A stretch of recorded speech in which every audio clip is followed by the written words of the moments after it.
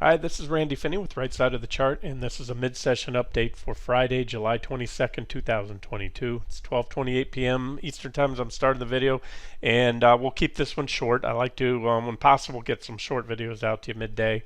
I'm just going to expand on the post I just got out to you with the pullback targets. I did tell you the other day, as was my plan, really from the day I pivoted down here, covering the last of the shorts and starting to go long, maintaining all along an intermediate, or I'm sorry, an initial swing target of 305, where I expected a considerable reaction. That's still what I expect, and I think it's just getting started.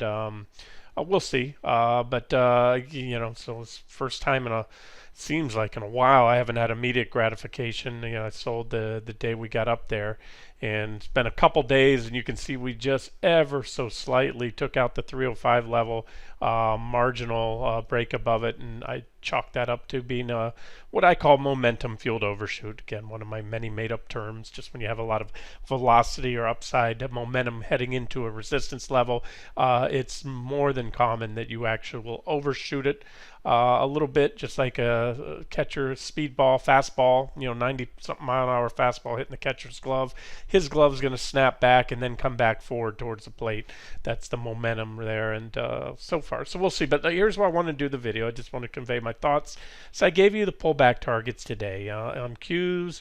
They're really the same levels. I haven't had to do much on the upside. Remember, we had 301 was a previous target, and that's right here. So it says 300.96. Remember, you want to always cover a little bit above the actual support that you're targeting on a pullback in case the buyers step in early.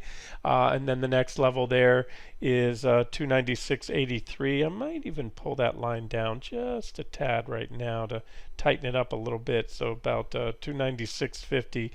And then 292.29. Keep in mind, I almost colored it up on the video. It all depends on if and when we get there. But this uptrend line off the lows is certainly a potential target too, because you could see we could zigzag down. It's not going to be a straight drop, and these are all potential. Doesn't mean we're going to hit the final one. I don't know, but I think the potential's there. I wouldn't give them to you. That's why I gave you what are potential targets for this pullback. So let's talk about why we could go back that far. That'd be a pretty big give back in profits. So far today off the highs alone, we've dropped 2.25%. We're coming up on that first bounce target. PPO, you can see here, you have negative divergence, as I've been pointing out. I think I gave you in the last 2 days at least 4 different reasons why I booked profits in my trading account and reversed to short, and one of them was among many, and a big one, more of a fundamental thing. You have the big FOMC meeting next week on Wednesday, and you have, as I shared with you, by far the biggest market moving stocks all reporting next week: Microsoft, Alphabet, Meta, Apple, and Amazon, all coming out with earnings next week. That is on top of, again, the charts. I talked about the whole paradigm shift. I'm not trying to talk out of both sides of my here, but that's a 15% rally in QQQ off those lows. So at what point do you start to see some of those, like myself, that called all or most of that move up, start to take profits? And it's just the way I'm always trying to get in front of the market and realize, try to figure out where everyone is. This is when I got bullish, and I've been bullish all along. Check marks. But this, I know, is when the masses are finally getting that memo, finally starting that paradigm shift. And so what I think, the market doesn't treat the masses well. It doesn't make it easy for everyone. So they're just buying right now, and again, I'm maintaining those longer term upside targets I have, but I think it would be too easy to let them in. It's certainly possible, guys. I've said that this whole paradigm shift seems to be certainly in play here, but that's all. I'm just looking for a little shake out of the weak-handed longs, a little profit taking from that 15% or so run, and then get back in. But remember, these divergences can play out. We hit almost just about perfectly all those 38.30 38.2 Fibonacci retracement levels. Here's QQQ. You can see it right here. You have this major reaction high from late March right there, right? That's where I measured. That's the ones I gave you on the futures last night, down to the recent lows.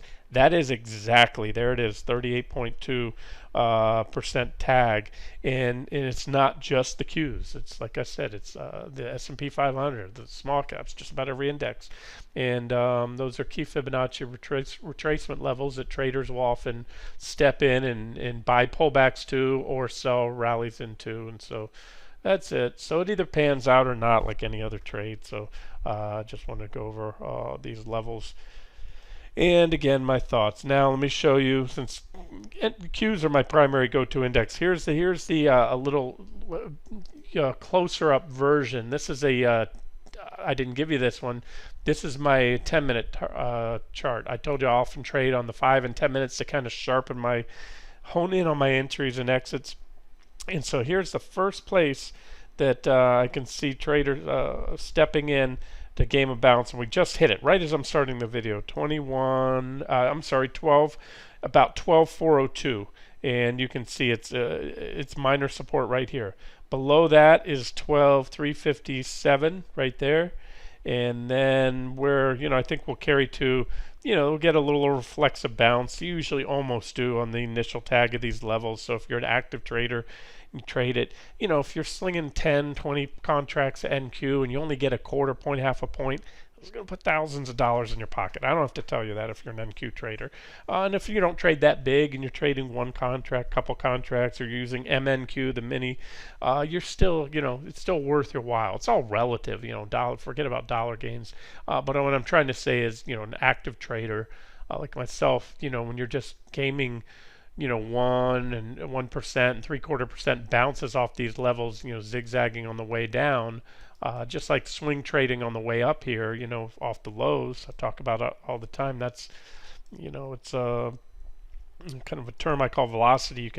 You can get in and out of these little rips and dips with trading the intraday charts, the divergences, and turn a 15% gain on the Qs or NQ into a 30, 40, 50% gain by micromanaging your positions. And what does that mean? Well, it can mean either selling some or all, lightening up when you run into resistance. I've moved all these lines. I'm just showing you hypothetically if they're, and looking for these were all divergent highs, divergent lows, and they're swing tradable trends. And so that's where you can magnify gains. And that's, personally what I've done, I made much more than 15% on the Qs on this run up. I didn't hit them all. I'm not batting 1,000. Got in, got out of the longs. Just what is that, 1% or so early? Go back to QQQ, if that, and but stayed with it because again, everything that I've shared over the last couple days. That's it right there.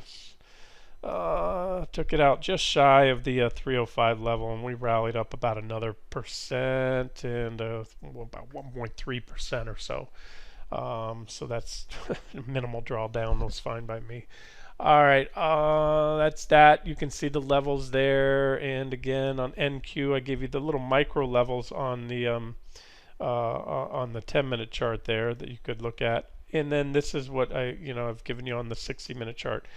I have a lot of lines here, but I want you to just look at the most important ones. I colored this one purple because that one needs to go 12,452. So I showed you that we've now already had a rejection below. This was the comparable level of 305 right here on QQQ. Remember that those targets, they were my NQ targets. Well, were the bottom of this range right here, this trading range from late May, early June.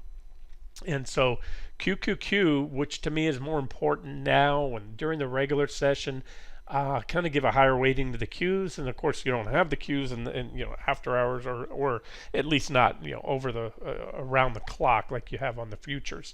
The Qs will stop their after hour trading session. What is it? I think 8 o'clock p.m. And then pick up again in the morning, but it's kind of thin, and that's when you really want to look at the futures. But Anyway, I colored this yellow, I'm sorry, purple, because 12,452 is the bottom of that level, so I think that's an important one. Then you also have this trend line here, and then 12,370. These are the levels I gave you on that chart, and you can zoom in, of course, to the charts I posted earlier. And then about 12. What is that? 12,263. You got to round off. We'll call it 12,264. And then right now, at this point in time, that's my max pullback target, and I think it's doable. It's not that far away.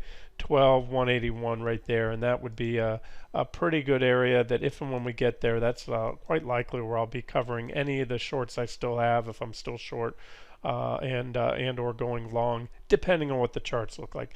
But based on these 60-minute divergences, we could easily get that and then some. So the then some would be, I gave you the trend line, uptrend line on QQQ. There's one right there. There's an alternative version. That's certainly possible. And guess what? That looks, you're probably thinking, ooh, that's ugly, Randy, if we got that. It would be ugly if you're long. That'd be almost a 9% drop, 8.5 or better. Let me look at it on QQQ for you as well. But let me talk about it. So there's a trend line off the lows. From the high today, if we hit it, and again, depending on when we hit it, probably be sometime next week, that's about a 7% drop. And whether you want to ride that out long, I suggested at least tighten up stops. If you don't, if you're not an active trader like me and like to turn around and game little pullbacks, but that would be a pretty ugly one to ride out. But guess all that would be is just a continuation, if that's all we fell to when we reverse, simply keeping the uptrend alive. Take away all the lines right here. Let's do that real quick. Take away all the lines, and here's that same uptrend line. You can draw it like that, and you have this pretty much this price channel right here, and it would do absolutely nothing to violate this near-term uptrend simply being higher lows and higher highs, but yet it would be a pretty healthy pullback. So and I wouldn't be talking about it right now if it wasn't decent possibility, considering again at least 4 things I told you about over the last 2 days here. Fibonacci rallies into key Fibonacci retracement levels, that 38.2, rallies into price resistance. One of the biggest part is my initial swing target being hit on that move up, and then the Fed and all those big FANG earnings and gosh, whatever else you can give in there, and probably again the that whole paradigm shift thing. I'm not. Can't go too heavy right now because that may be in play and people are realizing they want to buy stocks. They see this rally. There's FOMO going on right now, and it's been confirmed by other things, seeing Bitcoin and other higher risk things, high beta stocks, tech stocks being bought up lately. Now, of course, keep in mind that if this stock market goes down, Bitcoin's been a risk on. Bitcoin's probably going to fall in line with it, and that's what's happening today so far. They're tracking nearly perfect. So to be long and bullish one is to be long and bullish the other, at least for this point in time. I think that's it. I don't see. I'll just cover the ES chart, see if there's anything in there I didn't mention. So I colored this one. In those charts I got out today, I had this line purple as well because it's an important one. This is a bearish rising wedge on ES, the S&P 500 futures. I'll check the SPY chart in a second. It should be something similar. Sometimes you don't have all these reactions. And so we're there now. At the same time, we're at that purple line, which is important support on QQQ. So if and when those go, which I think they'll do it, they could dump today. I have to wonder how many people want to go home along on the weekend, especially after today's reversal. Who knows? We'll see. Maybe they gobble this up and the dip buyers step in. But again, even if they do, I have a pretty good degree of confidence we're going to go down and see some more profit taking next week as well. Again, in front of the big Fed and FANG earnings, especially considering the run-ups we've had lately. And so there it is. That's another, when this level goes, that should take us down to my minimum target, which from today's highs is going to be a fade in the S&P 500 of about 2.4%. And its next level is there down about 38.97, and then the yellow, the downtrend line is yellow because that would be a back test. And again, this would be Near-term bearish. Obviously, if you're long, you don't want to ride it out if I'm right, and we get it, and there's the divergences and everything else. But it'd also be, again, assuming that that's all it is we come in and backtest that trend line. Let me zoom out a little bit here and show you. There's the trend line right here. In fact, it goes out even farther. That trend line comes off all the way back here. So you can see all that would be if that's all we get. If we get a run down here to the trend line, which comes in around that max pullback target, it gave you about 38, 36. It would just simply be a back test of the trend line. If it was, if assuming they step in and buy, if we hit it, and then that would be bullish too. That's just what happens when you break out of a well-defined chart pattern, a bullish chart pattern, or a key trend line, or a price resistance level. Quite often you come in and back test it, and then if the buyers step in there, then that's bullish, and that could send us up to my longer-term targets. So this is near-term, my near-term outlook. Down here, maybe not all the way there. I play it by ear, day by day, minute by minute, seeing how the charts develop. Watching key stocks, that's one thing I'll look at. If they all start pulling back to support around the same time, Apple, Microsoft, Alphabet, Amazon. Maybe it's something as simple as positive divergence on the shorter term charts, 5-10 minutes, or a combination thereof, as well as all the sectors. I look at the S&P 500. Again, there's a myriad of factors that go into my analysis. It's not any one chart or one development, but there are my thoughts, and that's what I put odds on right now and have for the last couple of days. Otherwise, I wouldn't have closed longs in my trading account and shorted and hedged up, partially. And I might even increase those hedges based on everything I'm seeing today. I might even sell some more longs and go to either a neutral, or even net short position in the long-term accounts. What that means is, neutral would be, if you have, let's say, X amount, whatever it is, whatever your number is, $100,000 of tech stocks and individual stocks and or ETF sectors, then you buy an offsetting amount of, let's say, if it's tech, you would want to go with something like SQQQ or, QID or one of the PSQ. That's the in the order I just said it, 3-time, 2-time, and 1-time short NASDAQ 100 ETFs. I'll just show you those for you not familiar. PSQ, 1-time short, QID, 2-time short. So you pick your leverage, you pick your flavor, and SQQ, 3-time short. All right. It's really not much to add. The only thing I'll add, I'm not going to go through all the fangs. There's no need, but I'll go through Apple. The lead sled dog here for the market, and it's at a level I've had for a long time. 155.63 it hit today.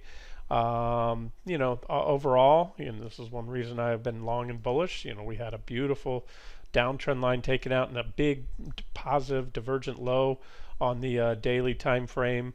And it's been a great run. That's in large part lifted the market. But how far does Apple go up before a decent correction? It's gone up 21% into today's highs, into resistance. And right around, you still have the 200-day simple moving average up there. 60-minute chart. I'm going to turn these lines on. You have, like the stock market, like QQQ and ES, you have negative divergences right here. The indicator's making lower highs, and the price is making higher highs. That's negative divergence, just like you had positive divergence here. So there's that, and I haven't done it yet, but let me pick a blank board, and I'll throw up some fibs just for fun, see where we're at on that. Let's grab that high right there, come down here. And there it is. We're at 50% retracement we're at right now. You can see this blue dash line. That's the 50% Fibonacci retracement level on Apple. Apple's been stronger, rightfully so. That's what I said would go up most, is people would be jumping back into the beloved big tech names. That's what I was been overweighting for the last 6 weeks or so here, and also preference to the NASDAQ 100. But that's it. They've had a nice run. It's not to say that that run cannot stop. Maybe there's a bigger than a huge paradigm shift in play here, and everyone's wants in on these stocks, and we're going higher. But like I said in last night's post, I think the easy money has been made, and this is just me. I'd rather game a little pullback. I think we're going to get more pullback than it's hardly anything so far. Apple's only down for less than 0.5%, but I think we'll get some profit taken in the next week. So active traders can game that. Longer term traders, just adjust your stops if you want to ride it out. Nothing's changed in my intermediate or longer term outlook. My intermediate outlook still has us coming up in the coming days to weeks to the downtrend line in the 200-day moving averages, which is up here. But you're like I said last night. I think we're in for some, maybe some slogging around to get there at this point in time, especially with what's going on next week. It's probably a great week if you've rode up and made a good, caught a good part of this run. And you want to either book profits here, or if you haven't done so already, or set some stops just in case we keep going up and you want to, let it continue to run, but protect your profits. Good time to do that, and then just shut down for a week, pick back up after the Fed, after the big FANGs report next week, and go from there. Is there potential after all what the Fed does in the FANGs report, the market can explode to the upside? Yeah, but it can also go the other way. So there's something to be said about getting in, getting the easy pickings while the charts are the risk reward is good, and then as I said last night, the risk reward is just not favorable anymore. It's just not good. It's skewed to the short side and the near term to the downside, and then even intermediate term, it's just kind of almost a wash. And I'm not married to this scenario, by the way. We'll know, because if things go the other way, what the Fed says next week, and what these big FANGs report, if we see more, Snap was also a shot across the bow. Trust, I haven't mentioned it, but that goes into my analysis. Somebody asked me yesterday, right after the it reported, my thoughts on it, and I said stay away, toxic. I said if I had looked at this one, if it was on my radar before.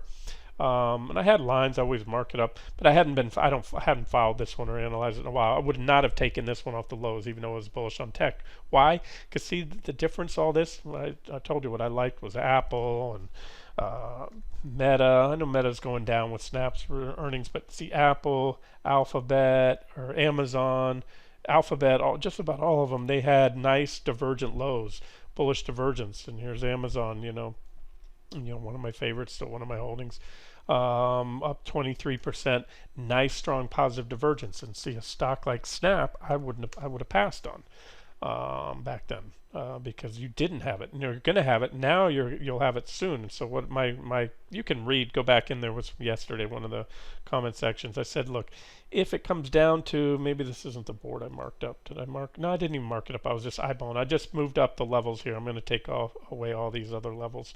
I didn't post a chart. I just answered. I said, look, I don't know if it's going to get there, but if it does, this is where I could see it quite likely going all the way down here to about $8. $8 is a big old gap all the way back from early 2019 and a reaction low when COVID hit in 2020.